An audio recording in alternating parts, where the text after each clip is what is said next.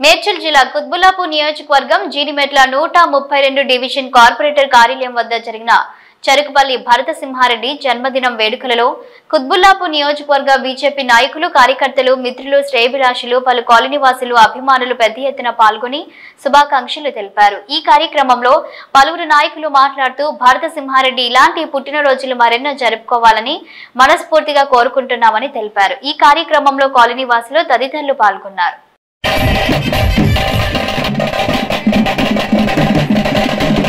భరతసింహారెడ్డి గారికి జన్మదిన శుభాకాంక్షలు కోరుతూ ఉన్నాం.